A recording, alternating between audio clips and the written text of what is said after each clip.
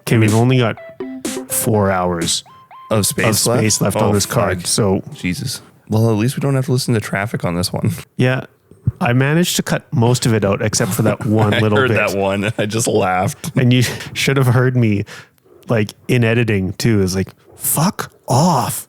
Because I think I left it in the cut where there's one point where I say fuck off traffic. But yeah, editing that, I was like, Jesus Christ, we should have closed the windows. Who does that? Who does this? Professionals over here. 100% professionals. We have been doing this for less than a year. But dude, we've been like, this is episode 15.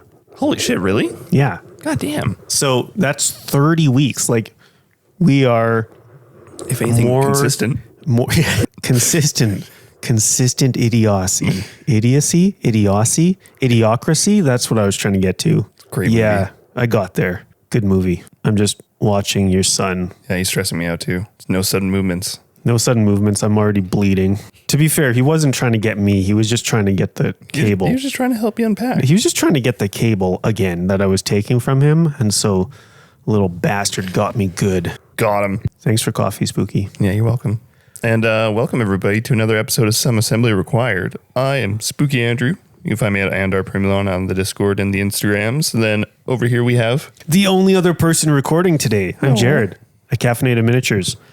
On the Instagrams and the YouTubes and the Discords, I have to put an S on the end of everything because that makes me cool. I mean, there's multiple ways to view that platform, so you're not wrong. And we're missing our boy Rory today We are. because he's been all stressed out for August. He's So been deep in the dungeons of Dungeon Fest. he's deep in the festing of dungeons, but he'll be back probably. I hope so. If we have our way, he'll be back. God damn it. Because the next time we record will be like at Dungeon Fest or before Dungeon Fest or Dungeon Festy Dungeon Fest. Incidentally, you need to go to dungeonfest.ca and get yourself some tickets to the event. There are a couple of events left. Don't take my feet, please. Forgot to mention the liability of recording at my house. Yeah. Well, I mean, you've got 3 cats, but only one of them is a liability. He heard you say that. I know. Now he's like eyeballing me like, you've got 10 toes. I'm going to fuck one of them up. Imagine if you didn't leave with all of those toes. Yeah. Because I'm thinking of it right now. Your life is flashing before my eyes. I'm not... No, don't even fucking think about it. He's keeping you on your toes, if anything. What are you doing? Yeah, dungeonfest.ca. Get yourself tickets. There are a couple of events left. Oh, yeah. With spots left. I think there's like 1 spot left to do jank and flank with me. Bud, leave the cable alone. See, he knows. Floyd knows that Rory's not here, so we need someone to play with the mic cables. Love you, Rory. You little bastard. Yeah, so there's like 1 or 2 spots left to do jank and flank. I think there's just a few left for Trench Crusade, a few left for Mech 28, and a couple for Gamma Wolves, and maybe 1 or 2 for Spearhead, and that's it. Yeah. It's coming down to the final few seats. Well, and if you want to play the extra non-sweaty version of pre-modern Magic and just chuck cardboard, made or real, we don't care. Yeah, there's some spots left in that. Yeah. Because I think that one's pretty much open, right? We capped it at an amount, but if there was more... I think we're a quarter of the way full. Yeah. Which is really good. It's good to see. Yeah. I hope you know I'm holding this cord so he doesn't yank it out of the microphone. 100%. I'm watching this pure chaos happen. Feel his tail twitching against my... But just go to sleep. Go to sleep. As Spooky holds the pillow over his face. Shh. It's okay, my son. Anyways. What have you been working on, Jared? Oh, dude. I've been working on all the things because... You've been a powerhouse lately. Well, I decided to do Monday to Friday daily videos. So this was week 1 of that. So I did 5 videos, all recorded and edited in a day. How's the experience been? That's pretty sweet. So the whole concept was to like wake up with a singular idea of what I want to do. So whether that's like start gluing shit to the board for the 1490 Doom board, or the first one I did was like sculpting candles for the Black Templars. It's good. Like the first day for sure was like a big pull because Breaking a norm. getting the whole workflow down for no, dude, no. You are gonna like Give him the pillow. here's a pillow. Look, it's a pillow. Just put it on his face. It's a pillow. That's right. Be afraid. There's going to be a lot of cat content that's going to be cut out of this episode. We're going to have to like actually use all 4 hours remaining on the card. But getting the workflow down was definitely a big pull for that first day. But I've made some of like videos that have been the most like satisfying for me to make. It's you in a whole new light, which I love watching.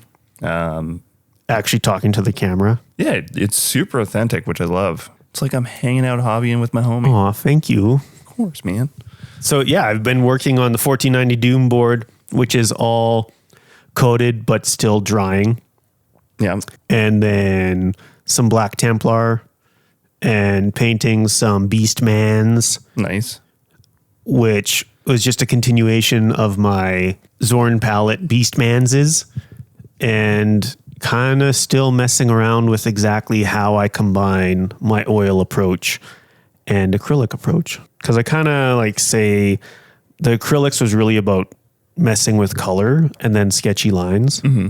And then oil is really, for me, like this freeing way of looking at a mini as just like one organic shape rather than a pile of different parts. And so I'm kind of using an oil wash, except that it's way thicker. Yeah.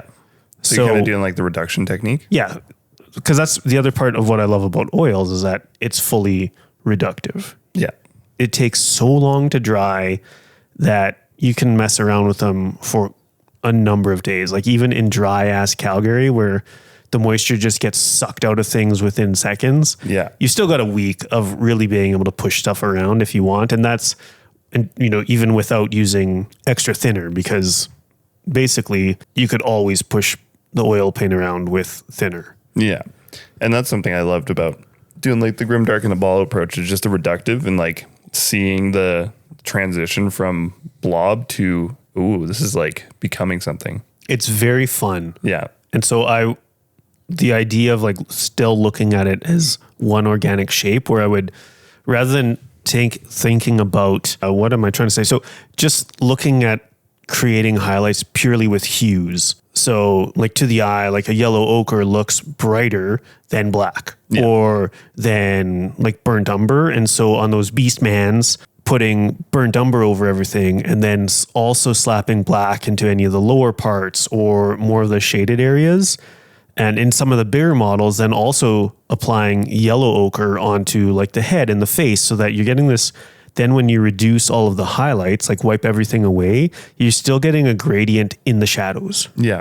So now you've got this gradient of highlights because I'm creating that gradient with the airbrush with different colors with my acrylics, and then also doing that with the oils. And it's really satisfying to me. And maybe it's like more work than I need to actually do, but because it's so quick, it's super fun. Yeah. And that's the only thing I ever fucking care about is whether I actually enjoy it. Yeah. Like, does it look cool to anyone else? Do not care. Am I enjoying it? Yeah. So that's where I'm at right now. Will it have changed by the time this comes out? 100%. Most likely. Welcome to ADHD and like always looking for that next thing. Get to the point of being kind of good at something and then move on. Yeah, completely shift the dynamic. Yes. I'm the same way. It's like this, after plowing through like 20 like Cawdor models, I'm like, wow, I'm really like dialed in on this technique. This might be my new thing. Next project, completely different. Totally. It's like, might be my new thing, but it's boring to me now. It's old. What's the next thing? I need the next drug. But yeah, that's what I've been working on. The 1490 Doom board, the 1490 Doom board is looking okay. So one of the cool things to me with doing this daily vlog, yeah, I mean it's kind of a vlog. I'm going to say it's a vlog. Is that there's more interaction, right? Whereas versus before, I'm like doing this whole ass project from start to finish and then putting it out there. And so someone might have a cool idea, but it's like, it's fucking done. That's a cool idea, but maybe I'll take it on to the next one. Oh, yeah. But now it's like, you're kind of working with your community at this point. yeah. So any fool that watches it might be like, oh, what about this? And so, a couple of people were talking about it being, because I'm using a 2x2 square rather than a circle. Excuse me, sir, leave that alone. It can make deployment weird for 1490 Doom, which is supposed to be a circular board. Yeah. And so then started by putting more skeletons around it. Like, so the backside, because it's kind of built on a cliff. Yeah. Like you can start off the board, like at the edge of the board in that back corner, which is theoretically closer to the tower. But now you've got like 9 inches of cliff that you have to scale. So if you want to deploy there, fine. Versus like the front edge, which is just, you're running up to the gate or wherever, is still square. So then someone said, well, maybe you should have something there to sort of denote the deployment zone. It's like, cool. So that's when I put like more skeletons there. And so now you have to deploy outside of the skeletons, wherever outside of the skeletons is. Yeah. And then, which is a great idea. That's cool. And it's like, that was a great suggestion by someone to like do something. And then on Friday's video, someone else was like, well, okay, so when you're painting it, maybe just like put a sort of vignette at the front with the airbrush. Oh, yeah. I'm like, oh, that's a fucking genius idea. Like a little discolored like area. Yeah. So it kind of adds a cool lighting effect, but also like this darker area is where you deploy. I'm like, that's genius. That's really good. So that's a great suggestion, actually. Yeah, super great suggestion. It's much better than the ones that are watching a vlog and saying, so there were 2 dickhead comments. It's my favorite part. One I just like hid from channel because it was, I think the second time he'd made some sort of shitty comment. I assume it was a he because shitty comments. Men tend to suck more. It's a fact. Yeah, it's been my experience on the internets. Yeah, so it was just whatever kind of shitty comment about it being a webcam video about miniature painting because there's hardly any of the miniature being painted. I'm like, okay, well, sure, buddy. Like whatever. Webcam filmed in 6K. But love to see his standards of a camera then. No shit. Potato camera. And then this other one was like, great technique and result, but 90% of the video is your beard and fancy glasses. Like, cool. My $70 fancy glasses. It's like, go start a band or something. I'm like, I'm too old to start another band. Thank you, sir. Some people's comments are fucking wild. Also, I'd probably be on the drums, so no one wants to see my face anyways. So you're not helpful. Listen, like, I just don't understand why people like champion comment section so hard in terms of like, I'm going to take this up with them in the comment section. I just don't get that. Like, whenever I leave a comment, it's like, hey, you did a really good job.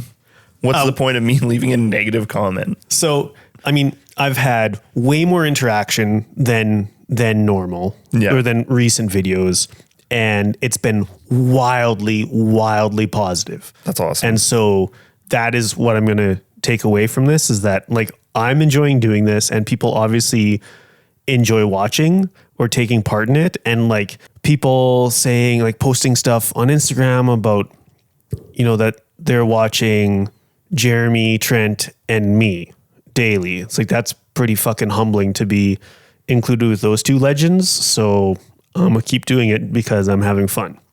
And there is a magic to just fucking starting. Yeah. So just sit down with an idea. Like it could be anything like, oh, I'm just going to glue some chain to these weird little fellas. Boots. Yeah. I mean, that's one that people always say is like, start by just like paint a belt. Yeah. Paint boots. But also someone in a comment said that they just sit down with brush on primer and start priming something because then it gets them into the act of doing it because that brush on primer, like you don't have to think about anything. You're just slapping it on. Just the whole thing. It's mindless. So, but it is that bare minimum to start you going.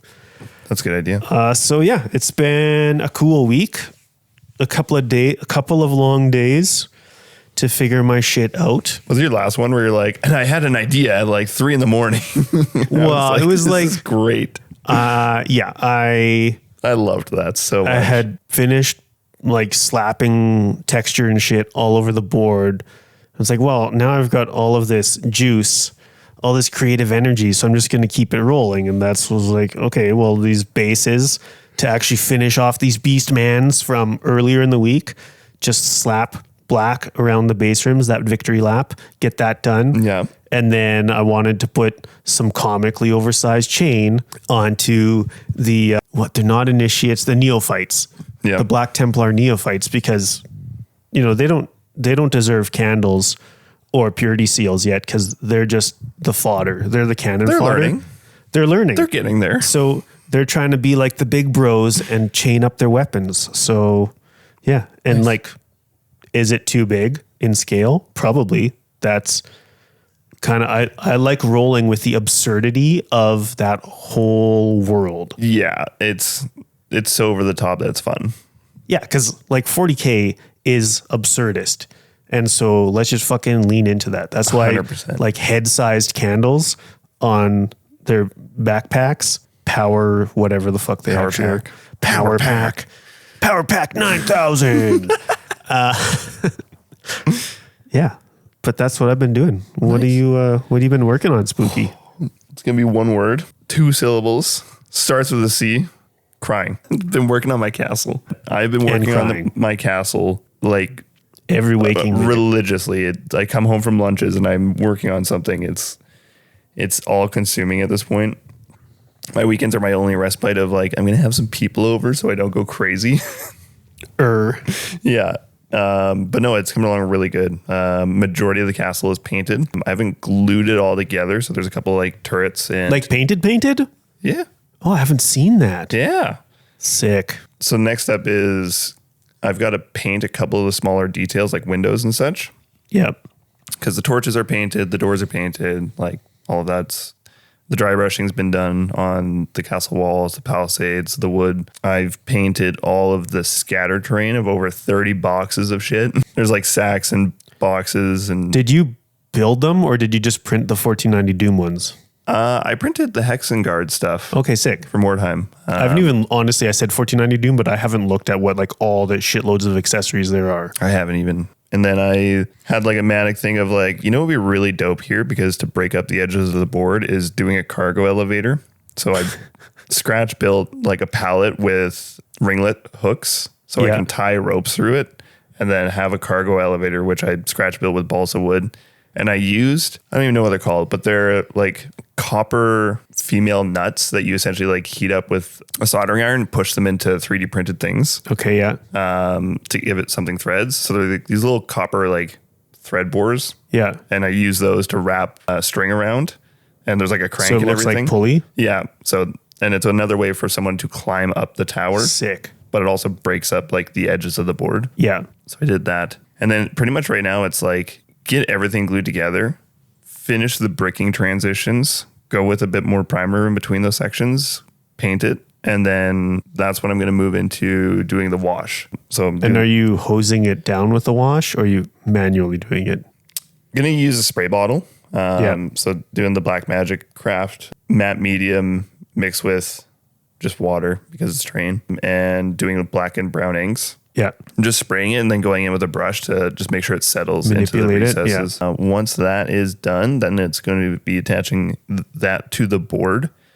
And then I'm going to be making, there's a rampart section of a broken tower. So I've got to build that once the castle's secured. And then we're moving on to doing the texture and the flocking, which I haven't done layered flocking before. So I'm very interested to try and do that. And do you have flock or are you making some? Yeah, so I picked up a Gale Force 9 terrain kit and it's got like ballast. It comes with actual like very small dark flock. Yeah. And then it has some static grass and then some like dried, like it's called I think it's dried pasture is what the kit's called. Sick. So it's like very dead looking stuff. Yeah. And I'm like, this is perfect. So I'm going to experiment with building up the different types of flocking. Cool. Yeah. You're going so much harder than I really plan on going on mine. Yeah, I've talked myself down from doing a lot of no, don't do that. Let's just keep it simple. Yeah, because like this project, when you first brought it up, was like fucking enormous with all the things that you wanted to add to it. Oh yeah. And you strip back, but then you're still adding more. Yeah. They're achievable things that I'm adding to. Yeah. So that feels good, especially when those are done. But yeah, I expect to be done in a week, which is a scary thought. Madman. And then I'm already lining up future projects. I really want to do a black metal Tomb Kings warband for Warhammer. Yeah. So blood red bones and dark metals. Yeah. Yeah, make them look really scary. Sick. Yeah, I have too many things on the go even now because I need to put together a board of terrain for Idols of Torment for Dungeon Fest. Holy shit, really? Yeah. But that's not a terrain board. No, those are terrain pieces. Terrain pieces. And so it's like there are diameters that are recommended for just like, and this will just be for the basic scenario. Yeah. So that, we can demo it to whoever wants to play because the game does in fact kick so much ass. And hopefully Fergie and I get to play on it because that's been a thing we had talked about for like a year. And I mean, right now is a great time to build terrain because they're already stocking Halloween stuff. Oh, totally. I was at Michael's. I'm like, ooh. Yeah. And even because I want to really like fuck around with some religious kind of things. Yeah. And so I found some dirt cheap, like I presume it's kind of shit people would put in their garden or something. Okay. But like Buddhist kind of shitty things from Dollarama. So I picked up a bunch of that. And one of them, I want to see if I can recast so that I can just break it up and use it a shitload. So, I don't have to buy more than one of these $3 just things. do like a plaster casting thing. Yeah, totally make it out of like spend $60 to recast this $3 thing. Well, but it's fun. I think that's the main thing is I just kind of want to. The time of enjoyment outweighs the cost. Yeah. Yeah. Because the expensive part would be the silicon to actually do the mold. Yeah. Because otherwise then I would just do like, plaster of Paris or whatever, like some sort of just cheap because it's terrain, right? Like I want to be able to break it up easily. Yeah. And then just glue it down. Killer trained attack kitten. No sudden movements. Yeah. How old is this fella now? When was December? He's 8 months. Dang. I know, he's a big boy. He was born in December. You guys got him in December. We got him in December, so maybe 9 months. He was like 8 weeks old or something when you got him. Maybe? Okay, so maybe 10 months. He's going to be huge. Yeah, he's a big boy. He's a sweetheart, though. Yeah, unless you're trying to take a toy away from him. That's true. And then he'll slice your pinky finger. Just don't ruin his fun. Yeah. How dare I? How dare you? He was just cleaning your foot for you. Yeah. And that's some more cat content. Hell yeah. The ADD Hell yeah, brother, strikes again. Hell yeah, brother, I'm there. Yeah, I'm very much looking forward to Dungeon Fest. I had to fire off another order of personal stickers because I realized that I've got like 4 left. And I'm like, fuck. Yeah, dude, I need to put an emergency order in for mine. I was like toying around with, do I make another one? But no, fuck that, because time is a thing that is rapidly slipping away. So I'm just going to get more of the Where's the Coffee being yelled by Orion. That's a great sticker. I love that one. And yeah. Yeah. Because Dungeon Fest is going to be wild. I'm mostly looking forward to being done. Only because I definitely procrastinated on building the shit that I need to build. I'm feeling that too. And now you lovingly printed some more Doom dudes. Yeah, which they will not take long to paint, but no. I just like, oh, we're demoing this game. Let's get some of the actual minis that the Buer Games boys got made. And so they're so sick. Yeah, they're super cool, but I also want to showcase that you can kit bash some shit. So we'll have our kit bashed minis and then also some of the actual 1490 Doom minis. Yeah. To showcase both. And so will I paint more than 3? We will see. We will see. Yeah, I'm very looking forward to doing some more kit bashing. I'm stoked on my Space Marine project coming up. Yeah. I want to kit bash tons of stuff right now. I'm just missing painting minis.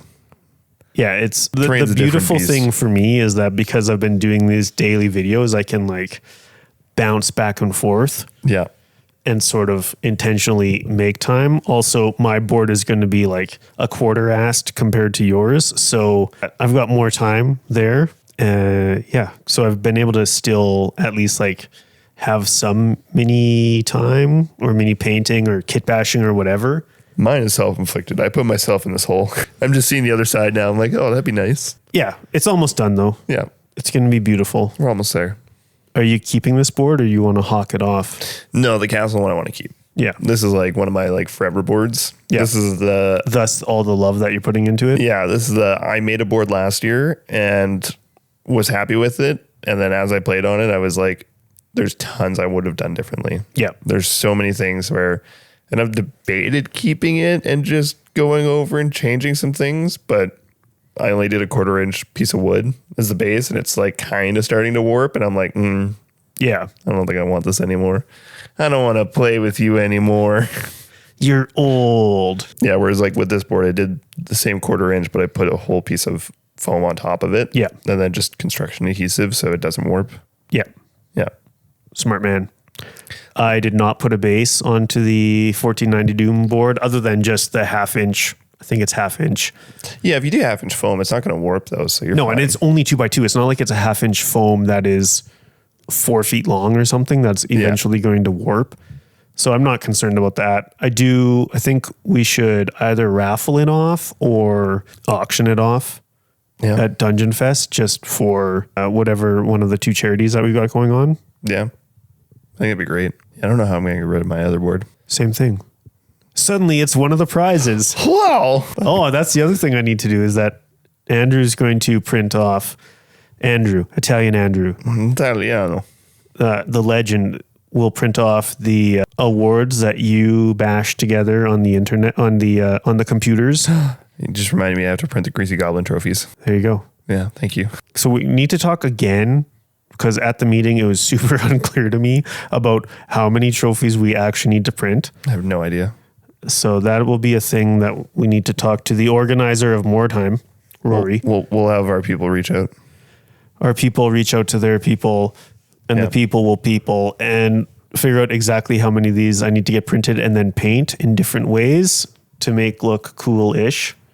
Yeah, dude, it's coming down to it. And there's we're cutting our teeth on this function of time. Time, the last frontier. Ticking away. These are the voyages of The panic. the panic-inducing panic of panic times. Yeah. Yeah, brother. Hell yeah, brother. I'm there. Hell yeah, dude. What's our topic? I was going to look at my phone because I remember sending you this topic I'd been thinking about. Me too. I was like, I should have looked that up before you got here, and I was like too busy making coffee. Oh, but the coffee was clutch. Thanks, man. Coffee's good. We like coffee. Good coffee.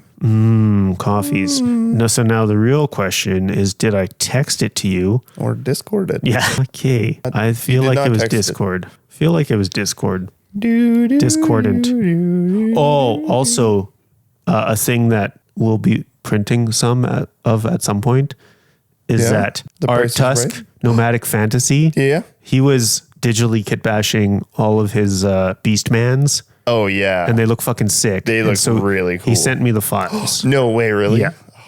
I love him. He's so great. So we will definitely be any topic ID. There we go. Yeah. So now it all comes flooding back to my caffeine-addled brain. Is what exactly makes for a fun game? Ooh. So that could be rules. It could be setting. Like there's a number of ways that we could go with this. But yeah, that's the thing that I was pondering. For me, And I now set to you to ponder. 2 things right away come to my mind: accessibility and mechanics. I think those are like the 2 biggest factors for me to enjoy a game. Accessibility being like, this isn't going to take a million years to play. This isn't going to take a ton of resources to set up. Yeah. I don't need to sit and just like teach you an entire rule book if you've never played this game before. So being incredibly accessible, whether it's like a rules light kind of thing. Yep. And the mechanics, like something that's engaging. I'll use like Flames of Orion, for example. The heat and exploding mechanic is fun every time you play, regardless if you play it a million times. So like that to me is something that's always engaging about the game. Yeah. Or like Gaslands when it comes to like using the right template at the right time to be like, oh, sweet. And I clutched up a dice roll. Like I'm flying past now. Yeah. So Or I totally mistimed this and now there's no space for me to turn. So I'm just going to explode in this wall. yeah. So it's, I think those are the two key things that just right off the top of my head is what I think about. Yes. So I think part of it too, for me, is the actual setting. And you need some sort of combination of setting and rules, because if we look at like one page rules, Grimdark Future Yeah. is cool from a rules perspective, but you have to put in the work to inject any kind of flavor, right? It's very much like Here's a baseline. Yeah, it's really what it is you can now play your games of 40K without the rules of 40K, which I appreciate. Yes. Because like 40K can be a lot to get into to play, but Grimdark Future is like literally a one page of rules. It's a thing that you can take 15 minutes to have someone entirely up and running on it. Yeah. So it scratches that accessibility itch, but I think it's one page rules I love, but like Grimdark Future Firefight lacks mechanics to really hold me. Yeah, the kind of kill team version of it. Yeah. Yeah. Because it's like hit on 4, save on 6, rinse and repeat. Yeah. So you definitely have to like put the work into that one to inject your own flavor. Yeah. And then, so by comparison, something like Forbidden Psalm that kicks ass from a mechanic standpoint Oozes and also flavor. And oozes flavor. Yeah. Yes. It fucking rips Yes. as far for both. And so like every time I play Forbidden Psalm, I'm reminded that is like my favorite kind of skirmish system. Yeah. 1490 Doom is close. They've got their own like separate things. I think Doom kicks ass for like cinematic moments and a one-off like 40 minutes or 45-minute game where someone's getting kicked off the tallest tower. Yeah. That is super fun and interested engaging. to explore the campaign mechanics of 1490 Doom. Yes. That's something on my to-do list. Yeah. So like that's a thing that I think it's one of those things that I've been like playing with that we need to do as like a smaller group locally and just do like 3 or 4 games just to rip through to see what we think of it. Same thing with Forbidden Psalm. Like Forbidden Psalm has everything. It's like, Oh yeah. it is. And there's so much content for it. That's one thing that I absolutely adore. Yes. And it's cross-compatible with like kill sample process in the last war, which is even better. Yeah, totally. So like you can have that system in whatever fucking setting you want. Yeah. And so like the last war is cool. I don't super love that setting.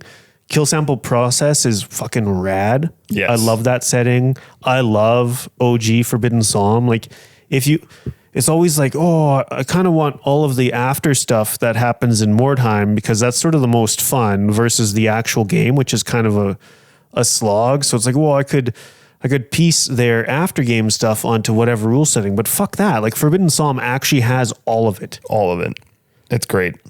And so that And is it's accessible. Yeah, I want to find, and I know you've been looking too at like a space fantasy version of it, not something that's like weird world war. I want space fantasy, which is like 40K is space fantasy. For sure it is. It's not science fiction. It's full on space fantasy. Oh yeah. And so I want that so I can like explore that universe without having like 2,000 point games. Yeah. And that's what's the Shadow War Armageddon that I've been looking into is definitely scratching that itch because there's just fun mechanics. Like it's Necromunda 2nd edition before they redid it. Yeah. So a lot of it looks just like Mordheim, but there's rules like where, I choose to run. I'm now harder to be shot at. And you put a little token next to your guy. Yeah. And I'm like, that's a fun little mechanic, actually. I love that.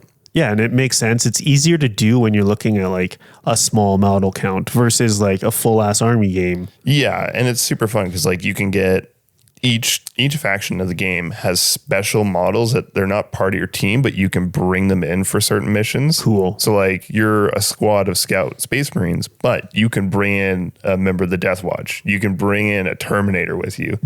And I'm like, that's amazing. Yeah. So I think that's awesome. And just seeing the other lists or factions that you can play, which is all of them for 40K. Yeah. Like you can do a Tyranid list. You can do a Necron list. I'm like, that's really fun because that to me is accessible for as a hobbyist being like, oh, I've always wanted to try painting some Necrons. Yeah.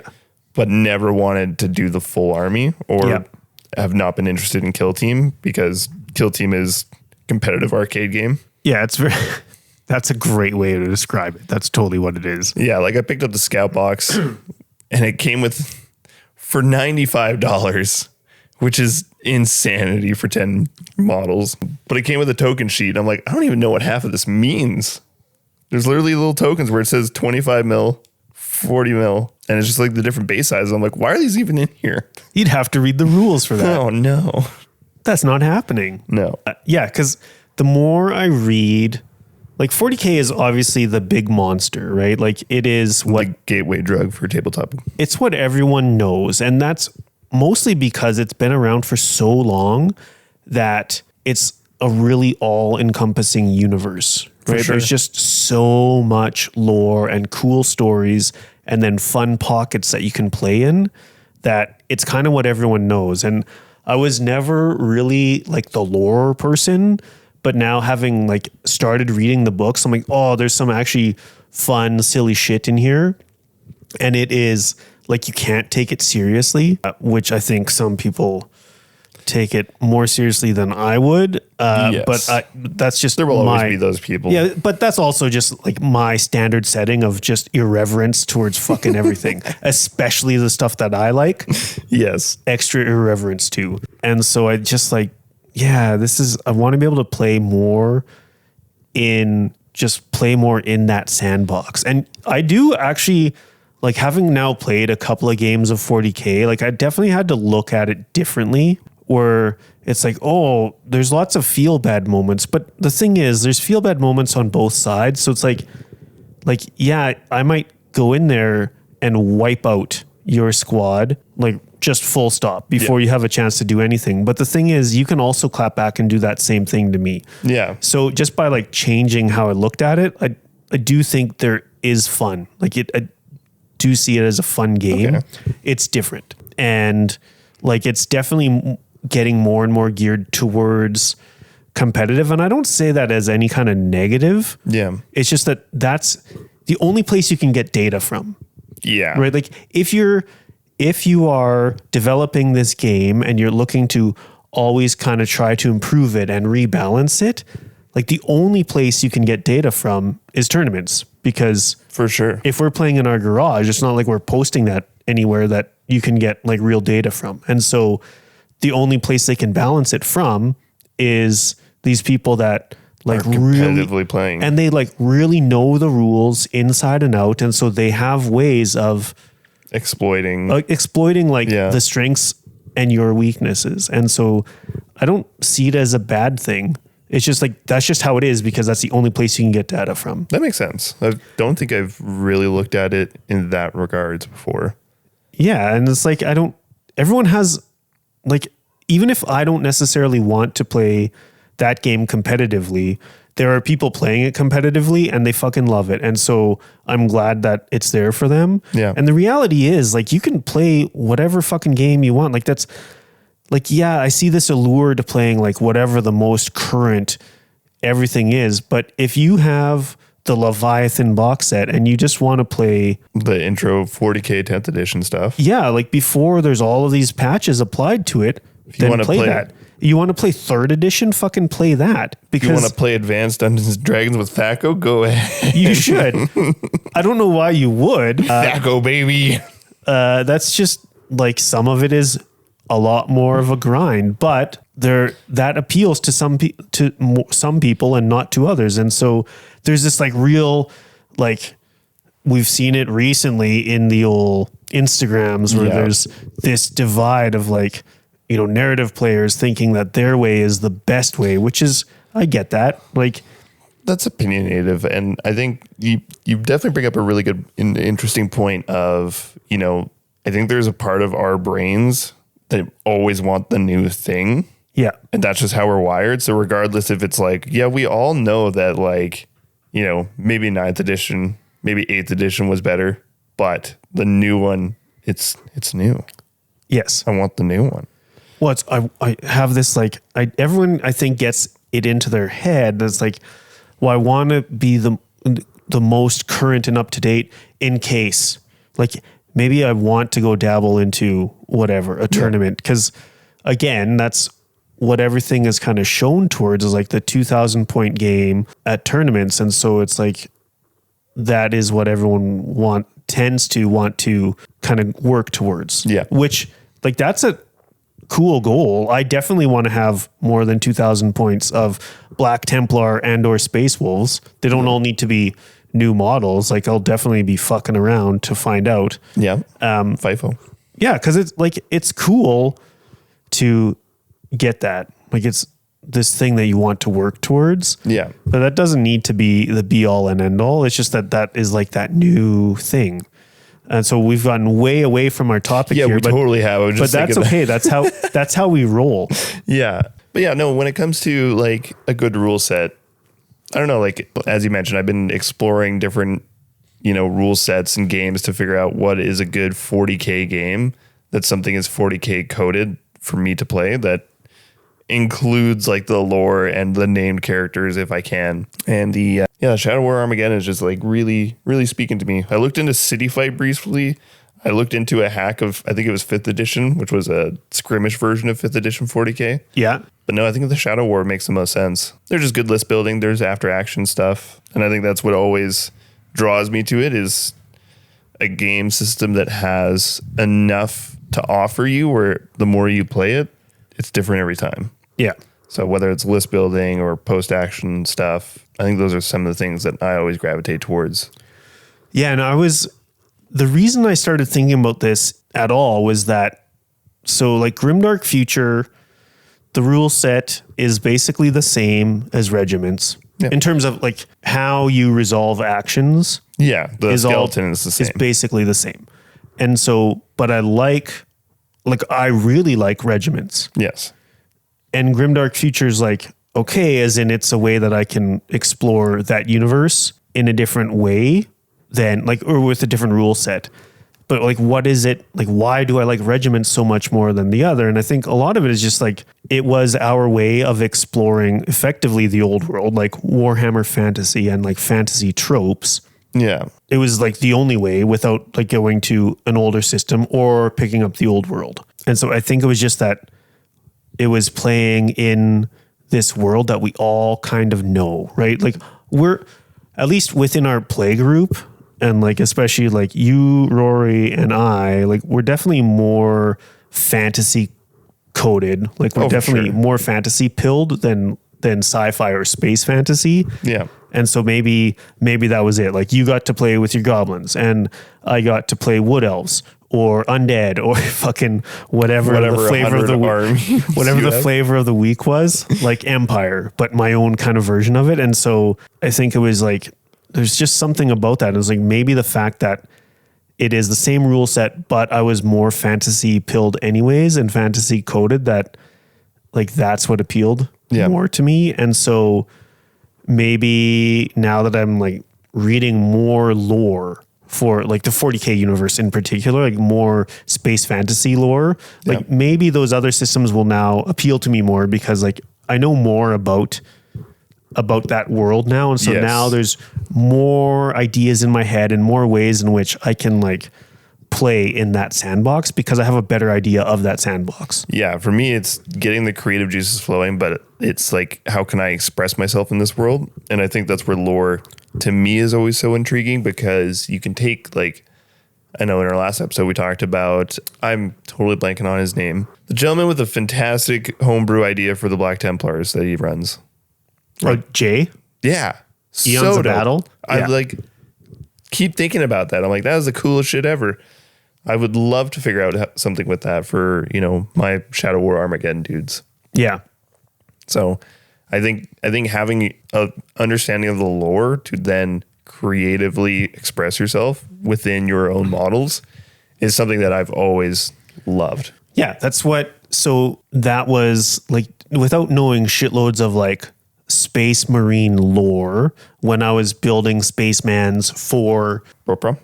Yeah, for Broprom, was like, okay, so Spacemans, because they're transhuman, like the only thing that really kills them is being shot, right? Like they don't necessarily naturally die. Yeah. Because how old is Dante? A bajillion? 1,100 years old. Yeah. So they functionally could just like live forever. So they've been through warp shenanigans. I that had a stroke through that one. Or for whatever reason, they've landed on this planet. Yeah. And now they just can't get off. And so they've been there for so long, for so many hundreds of years that they no longer really care about the Imperium or anything. They're just like, they only care about themselves there. And so as far as they know, the Imperium's gone. Yeah, everything is gone. The only thing they know is this fucking world that they're stuck on. And so they've just taken to whatever means necessary to better themselves, to strengthen themselves, to make them stronger than everyone else there. Yeah. So it's pure survival, and they're already transhuman with multiple lungs and hearts or whatever the fuck the thing was. Yeah. And so, you know, there's also all of these other ships have also crashed on this. So there's dead Necron bits, but they're like, well, shit, I can put this arm on me and now I've got this giant sword arm. And so now I can fuck people up. Or they've got like 3 Necron legs or whatever, right? Yeah. So it's like, I knew enough about that Space Marines basically weren't ever going to die unless something killed them. Yeah. That they could have been there for a long ass time, long enough for nothing else to matter. So let me ask you, if you now that you know like a more comfortable amount of 40K lore, would you go back and do things a bit differently? No. Okay. I still would do that because it's that irreverence in me that like, okay, these guys are so macho. Well, no, it's just survival. Like anyone's like, oh, but my lore. It's like, okay, yeah, well, I took the lore and just like fucked it around enough to make it fun for me. Make it work for you. Yeah. And so it's the same thing with like the Black Templars. The Black Templars are the bad guys. Like, let's be real. They are the xenophobic, Zionist. Like, I think there's some certain people that get drawn to Black Templar for the exact wrong reason. Oh, for sure. But the whole idea of like, a lot of their shtick literally comes from like Crusade within our history, like within human history. Which Crusade those were not great moments in history. Totally. But like the reason why they're like, you know, Templars would chain their shields and their swords to themselves. So they literally couldn't drop them. Yeah. And so when you look at Black Templar, guns and swords and all sorts of like chain swords are chained to them. Like, okay, that's kind of fun. Yeah. So then these neophytes don't have that. So I'm like, fuck that. They're going to try to be the same. And so they've got some giant fucking chain so that they can't drop things. And then like the burning candles on the backpacks, I was like, okay, this is fun because it's like maybe each time they're in a crusade, they're lighting a new candle because the Black Templars lore-wise are like, they don't give a shit about the Codex Astartes. No. They are perpetually crusading all over the place. And so there's none of this. There's only 1,000 of them. We don't even know how many there really are because they're all over the fucking place. Yep. And if you want to fight, they'll bring you along. And so they're just like constantly ever expanding. And so if you're perpetually crusading, then like there's, you know, one of those dudes, I like stuck a smaller piece of plastic onto a bigger piece of plastic. So it's like he ran out of space for candles. So he just fucking stuck one right onto on top of an old one. And it's like, could these giant ass candles, would they continue to burn? Fuck no. But also it's the 41st millennium. Like space candle wick. Yeah. Magic space candles. Who fucking cares? I think that's sick. And so it's like, I definitely took inspiration from what Jay had done with his, where it's like spiking the head of the last person that wore this power armor onto the backpack. I'm like, that's kind of fucking dope. Yeah. Like that is grim and gothic as shit. And so it was like, oh, I want to take this sort of like real gothic vibe because this is really kind of like gothic horror. Yeah. And just run with that. Yeah. That's something that always gets me excited, regardless of what it is. And, you know, like originally the Tomb Kings that I picked up, I wanted to do in a classic paint scheme and just make them Tomb Kings. And I just lost interest completely in doing that. And the more I thought about it, I'm like, how sick would it be to like put my spin on this? How can I make this my expression of me being creative? Yeah. And then for like you and I to like then show up to a tabletop game and we bring out our really unique homebrew shit. And then we're like, oh, they're this way because of this. And like, I see your models and I want to ask you a question like, oh, that's super cool. What did you use for this? Like, what's the reason behind that? Yeah. And then you and I get to have these phenomenal conversations of, oh, this is what this means. And you're like, oh, that's amazing. And now it's like, okay, I'm going to go home and I'm going to think about something that also, because that's now inspired me. Yeah. Like, I think that more and more is like when I look at any project that kind of faltered is because I wasn't injecting necessarily enough of my own stuff into it. Yeah. And so that is like, that's what I will always give Games Workshop credit for, is that creating this, like this whole world that I kind of like, they made the sandbox that I want to play in. Yeah. And so there is enough room because it's giant. There's enough room for me to fuck around and like add my own little flavor, my headcanon. Like, it can not be lore compliant. Like, it cannot be canon approved, but it's like, that's my own fucked up version of it. Yeah. And that's fun and cool. And so by extension, I want that same amount of space for everyone else to be able to do their weird thing. Like, totally. You know, with fantasy, I've been thinking about, okay, the Caradron Overlords are kind of neat. Like, it's a shooty faction. But what if instead of dwarves, they were goblins? I mean, that would be cool. And so steampunk, but make it goblin. So there's like less metal and the balloons are basically fucking fabric that they're coasting up there with. Great. And so it's like you can fully play them with Caradron Overlord rules, but they're goblins. Yeah. That'd be awesome. And the fucking beautiful thing with AOS is that Spearhead is like the magic point for that. Yeah. Because that's why I've made so many Spearheads, because the game is really tight. They've done a really great job with that game. Yeah. But it's pretty linear in terms of like once you play with your one faction a bunch, you kind of know what you can do with it or what you want to do with it. Yeah. And turns 3 or 4, you're like, yeah. And so then it's like, okay, well, it was fun. And it's always cool to roll dice with homies. Yeah. And like the game can be done in an hour. Yeah. Like when Andrew and I played that last game, I think we were done in like 45 minutes. But it's also like at that point I knew. I mean, you bullied him for 45 minutes. I don't know if that was a game played. But the giants, like the mini Gargants, the regular Gargants, they kind of suck. They're super swingy, but their strength is that they can move a lot. Oh, yeah. And so he's got those new Skelly boys, like the new vampires, but all skeletons.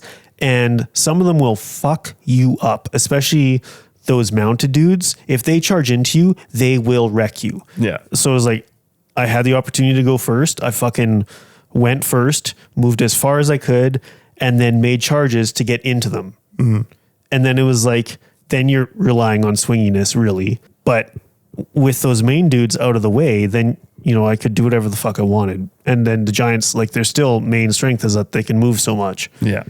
And so, yeah, it was like, it was over really quick, but it's like, that's the way I need to play those giants. Yeah. It kind of locks you into following a formula of success. Like that's how they need to play. And because every unit is functionally exactly the same. I think that's what I don't like about Spearhead. Because Spearhead, yeah, it's great and it's a very accessible game. It's got some rules, but kind of to your point of once I know how this plays, I need to play it that way if I want to win. Yeah, so that's why I've made many Spearhead. Yeah. Because like I started with the Stormcast. The Stormcast were super fun. You've got the prosecutors. Lady. Well, no, I don't have that one. I had the one that was new with Scaventide. So it's like the Fly Boys, the prosecutors, like they're just Death Star. Like they just go in and hopefully wreck something.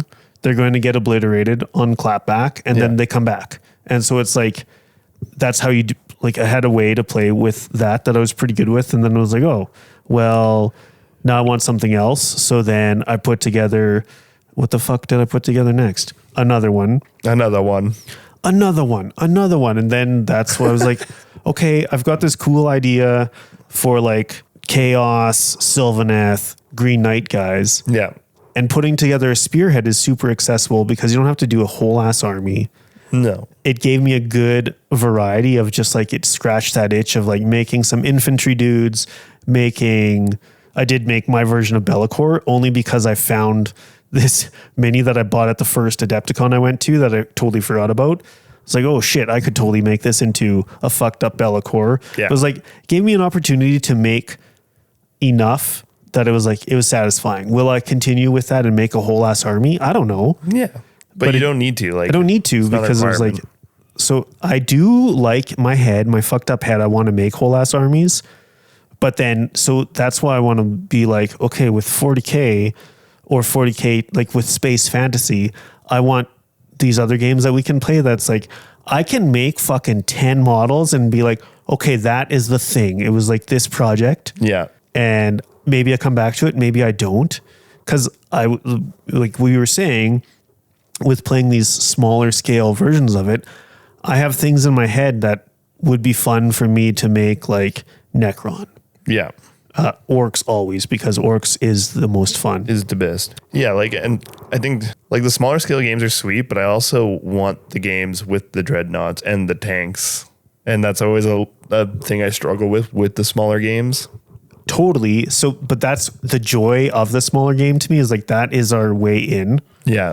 And so I see what you're saying. It's like, it's the slow grow league, but using different rules. Yeah. So, because if we want to play like Grimdark Future, sucks ass until you get to, like, it's just so wildly unbalanced until you get to basically a full size game. Yeah. So it's hard to do like slow grow in that way. Regiments, on the other hand, like that actually works pretty good at like 500 points. It's not as wildly unbalanced. You'd have to do, like for Grimdark Future, it's like, it's tough. You have to do so many balance things to make it to a point where people would actually like stick with this whole campaign or whatever, like the slow grow idea.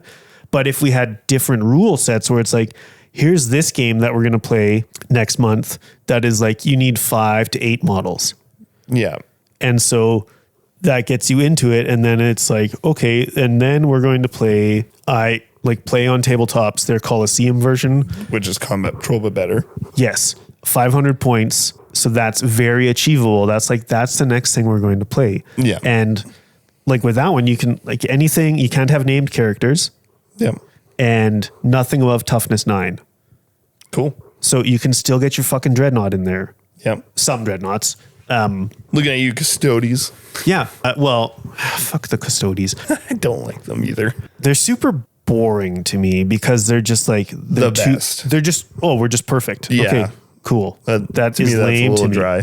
Yeah. I want to play the fucked up dudes. That's why like your Bangles and the Dangles. I don't care what the internet says. They're the Blangles. Black Templars, Actually, Space no. Wolves. I'm going to add on to this because I was talking to Chrissy about this. And she's like, okay. She made a great point. It's the Blangles because it's blood and angel. If you just go Bangles, it's just too much of angel. You need a bit of the other word in there. So that's where I'm going with that. Okay. I love that she loves you enough to try to like play into your delirium. Don't take this from me, please. It's Blangles, people. But that is, the Blood Angels are deeply flawed and they know it. And so that makes them more interesting to me. Yes. And the Space Wolves are deeply flawed and they know it's a potential. And so that makes it interesting to me. Yeah. And the Black Templars I can make more flawed, which also makes Which you don't even need to. No, I mean. But you could. Yeah, it's like, so that makes it more interesting to me. The Custodes are just like... I have the same thing with Grey Knights. It's like when you're so elite, it seems removed from the setting.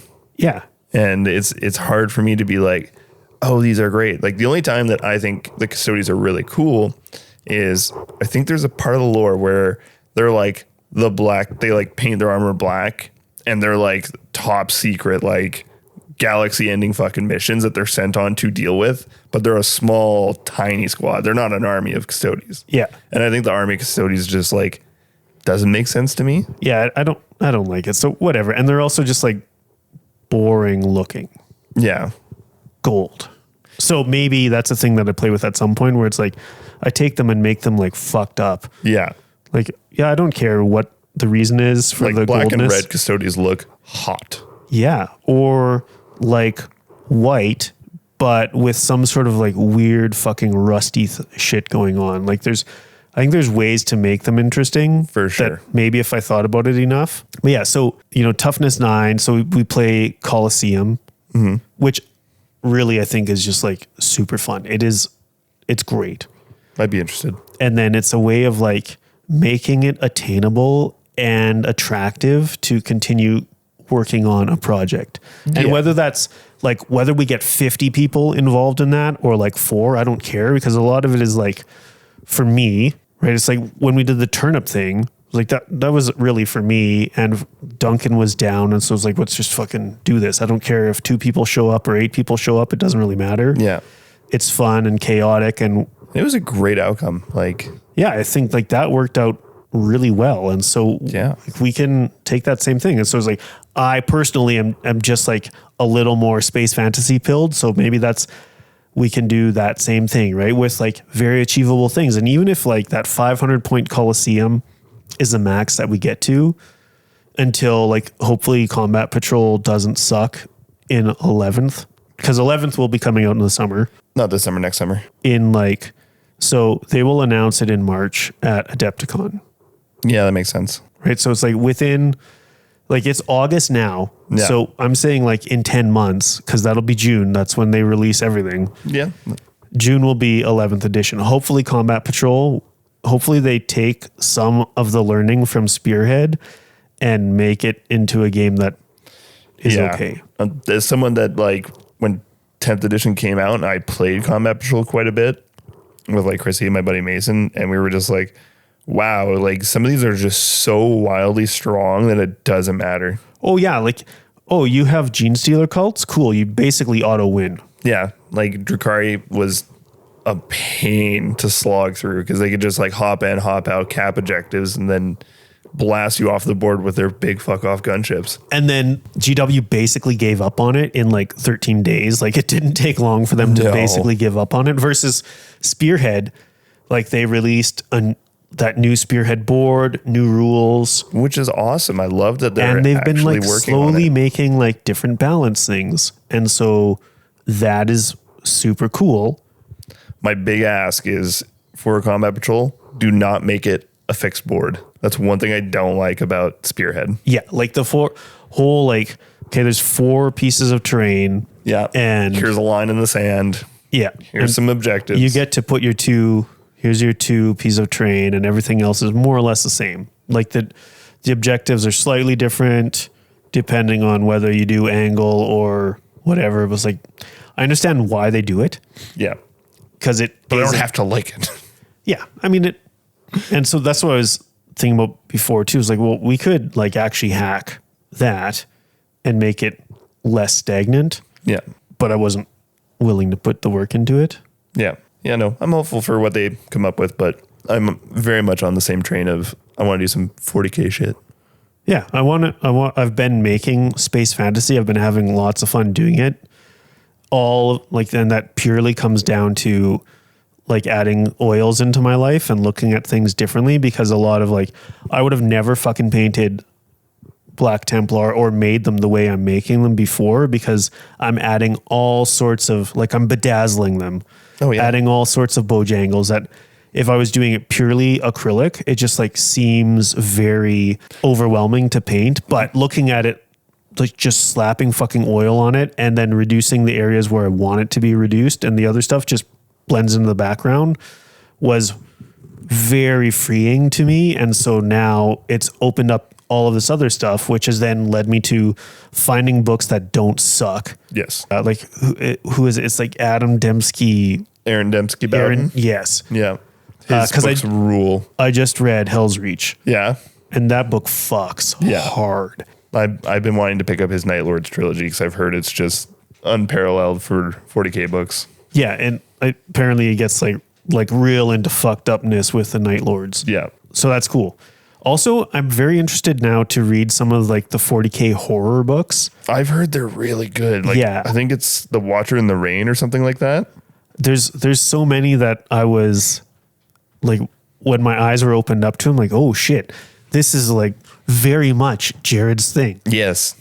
Yes, the 40K has like such a great palette to work with when it comes It's already very like, it's horror pilled as it is, right? The existence of the average person in that universe is horrific. Yeah, like I forget the name of the book, but there's one where it is the servitization process in a first person. And you are the character going through like the manufacturing line. They're not manufacturing, the processing line of becoming a servitor.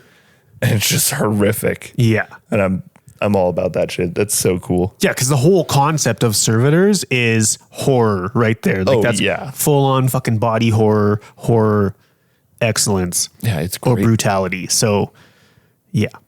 I've just been more and more space fantasy pilled after building 7,000 different fantasy regiments. Yeah, square-based armies. And I'm still making my beast mans because I've found a way that's fun for that. Very Zorn palette. And so I will continue making them. I am just about done the Chorfs special for Andrew, for Hobby Dungeon Andrew, making Chaos Dwarfs. And side tangent. What are your thoughts on the new Chaos Dwarves? I don't know. I don't love them. My immediate, and this is probably just, as we're saying with my recent tilt towards space fantasy, I looked at them and thought, now I want to make Chaos Votan because they would make some pretty sick fucking really Votan. Oh, for sure. Like that giant Minotaur thing is a dreadnought. Yeah. Tell me it's not a dreadnought. It is this metal or it's the exact same size. Yeah. Like it. So I don't know. They're very like angular and they kind of remind me of like basic kind of shitty digital sculpting where you haven't smoothed everything out. Like it's just very angular. It's kind of like maybe like more World of Warcraft. Yeah. I'm getting that vibe too. It's very like mid to late 2000s video game you. Yeah. Like, so I don't know. I think it's cool that they brought them back, but I don't love them. I also haven't looked at them again since that reveal show. And so maybe I would think differently about it, but definitely I would love to fucking use them to make Votan. I will say those new Votan robots that got announced. Very sick. Oh, those are sweet. Yeah, I immediately, I saw the tall Votan. I'm like, those are Primaris. They have Votan and Primaris Votan. Yeah, they're great. I love those robots. Anytime a robot is carrying a gun like a normal person, it's so much cooler. Way cooler. It's funny though, because like the head looks so tiny on that. Yeah. Even though it's the same head that you can put onto the other dudes. Yeah. Yeah. I don't know that I love them, but the whole like taking Votan and more towards the mining sort of side, I think that's very cool. That's a good shift that I like. Yeah, definitely have them as Deep Rock Galactic dwarves is the way to go. Sorry, we're being distracted by the cat. Another cat distraction. Come here. The majestic beast, who used to look big, but now Floyd makes him look less big. I know. You're just Floyd with more hair at this point. Pretty much. Well, I don't know. Zeppelin's still like, when they play fight, Floyd will like flying squirrel at Zeppelin, and Zeppelin will just grab one paw and just fucking slam him into the ground so hard.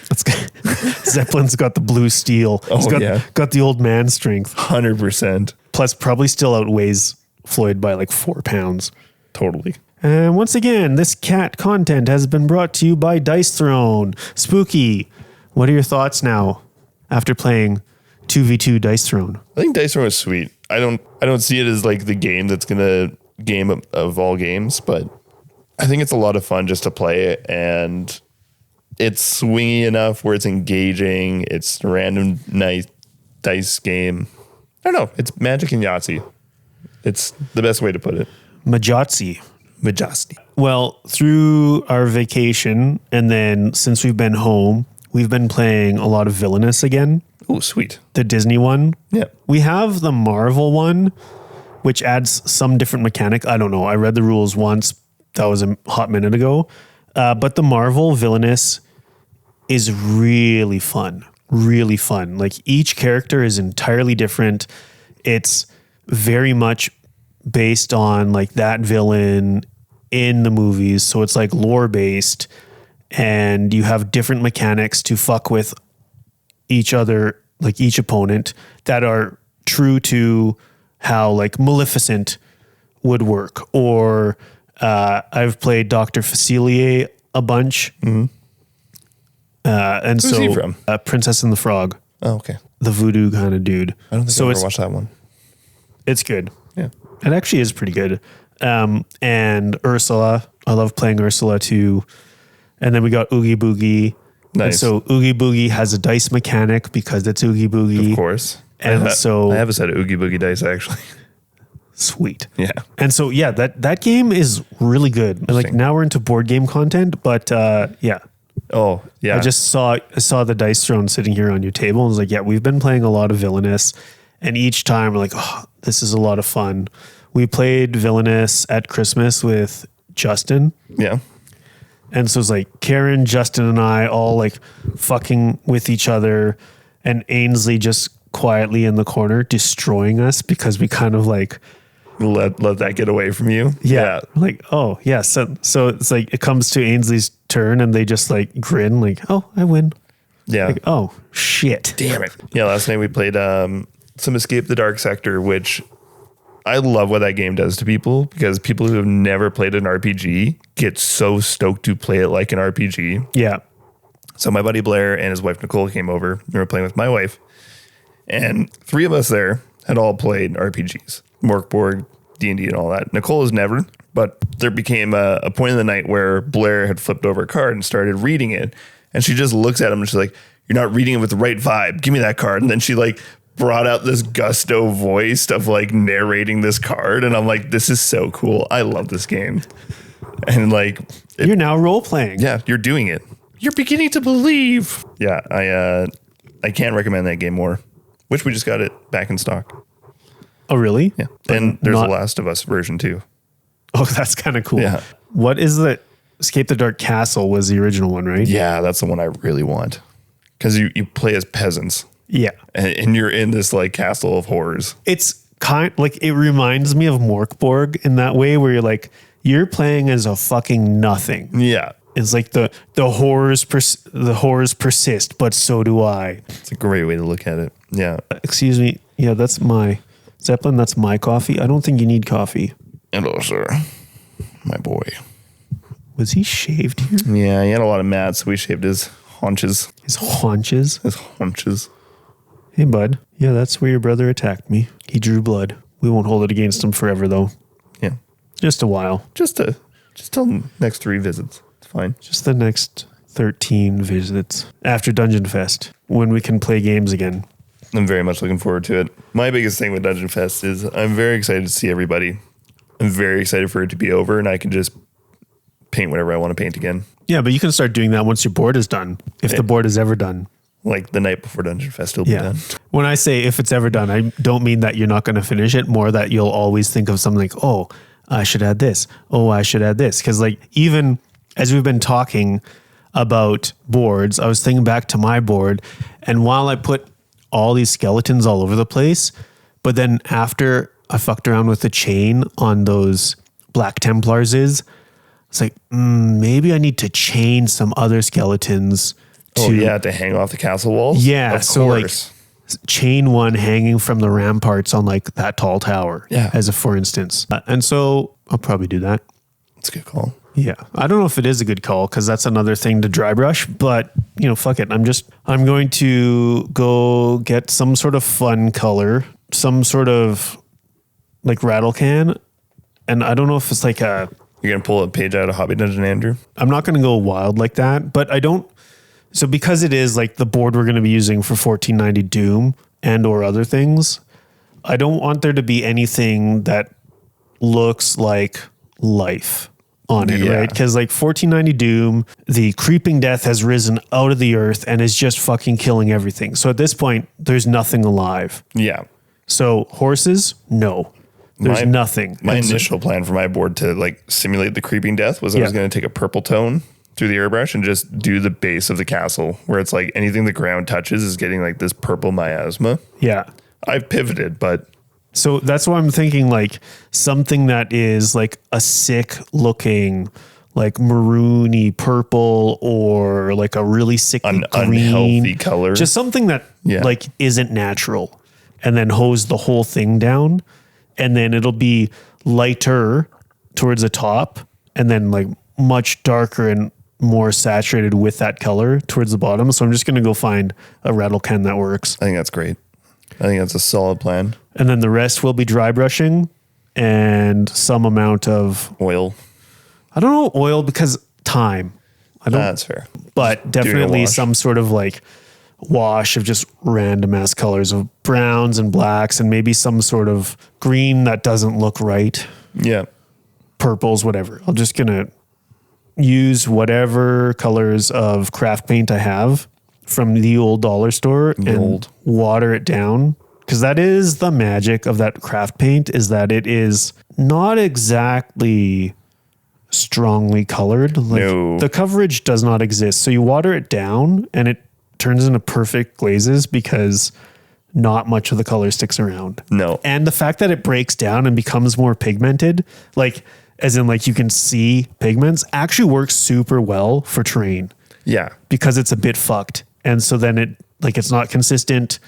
And so that splotchy inconsistentness actually helps unify. I think. Helps it look a lot better. Yeah. So yeah, more skellies, weird fucking colors, and thoughts and prayers, I think.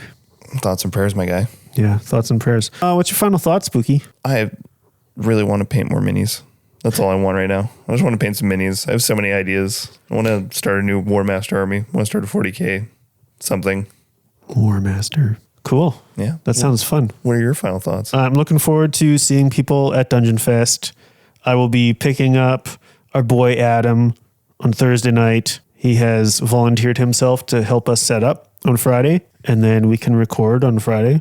Looking forward with to that. Adam and or Jeremy and JP and Bill, and we'll see whoever else we can fucking rope in. And it's going to be nothing but good times and hot dogs. Lots of hot dogs. Yeah, lots of hot dogs. And Rory, we miss you. So we'll see you next time. Okay. We better see you next time. Okay, I'm so upset, buddy. Bye. And thanks for listening. We love you. Bye. Bye.